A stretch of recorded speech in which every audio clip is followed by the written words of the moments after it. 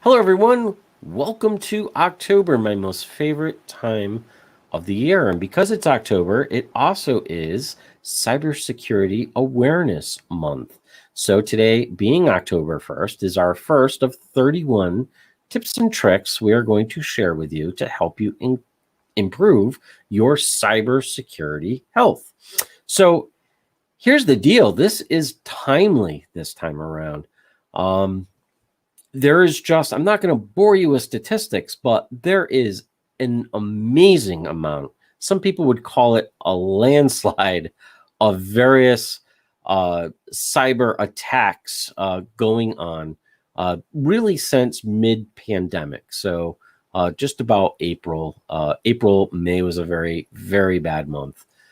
So we're really going to work on those cybersecurity skills because we've got a lot of stuff going on that's challenging your cybersecurity habits right now. So let's try to make a good impact this time around and let's get you 31 solid tips and tricks. So we're going to start right out of the gate. No actionable items on this one. They will come later in the series. But we're really going to talk about, our official topic is why reusing a password is a surefire way to turn a bad day into a complete nightmare.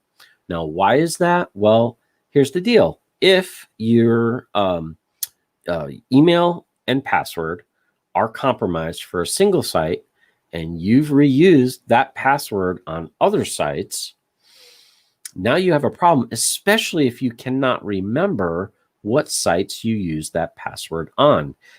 But wait, there's more, because I know we've been preaching this a very long time, but if you're one of the people that have taken a partial piece of that password and you've stuck dates or numbers or special characters or something around it to have a unique password, but yet a guessable one, it doesn't fly anymore. That is actually, might as well consider that the same password. So there's two questions that I know I would be asking on the other side of the camera. And number one is, how are they going to know what sites it is that I'm going to?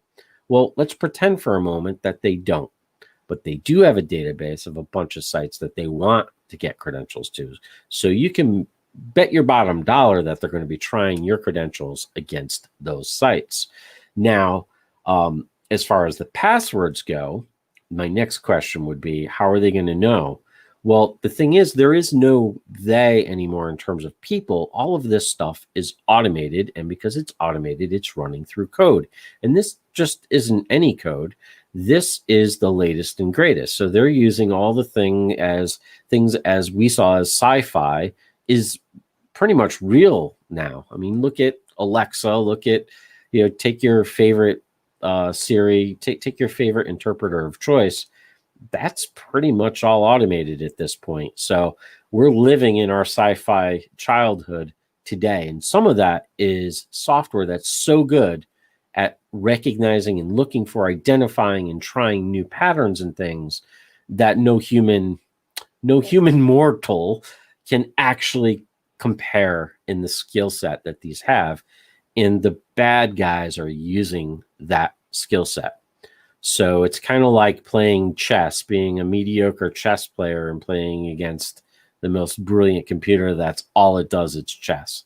You're probably not going to win. And in this case, you're just not going to win. So if you use one of those similar passwords, it's time to actually change those passwords into something new. Now, what are the rules around that? We're going to cover that sooner rather than later, because these are one of the core things that we would like to see you improve in your cybersecurity health, because it's that important. It's kind of one of the basics. So we're going to be covering that. We're also going to be covering how in the world you're going to manage all of these various passwords. It seems like everything requires a password, and some things require two passwords.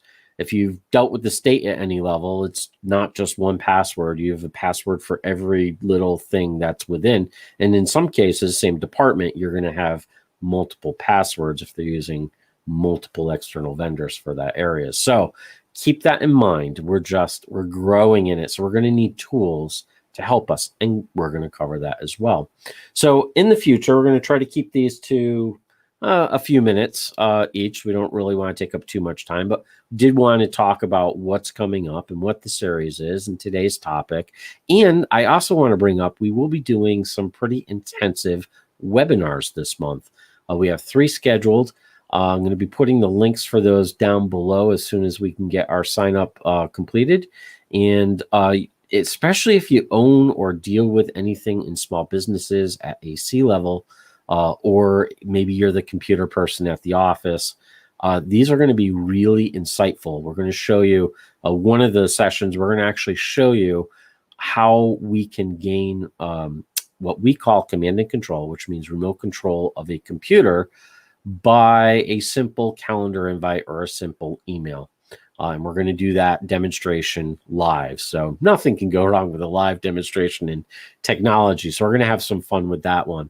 But definitely these will be eye-opening segments where we can't cover the topic fully within a 5-minute period. So we look forward to seeing you there, and happy October. So long.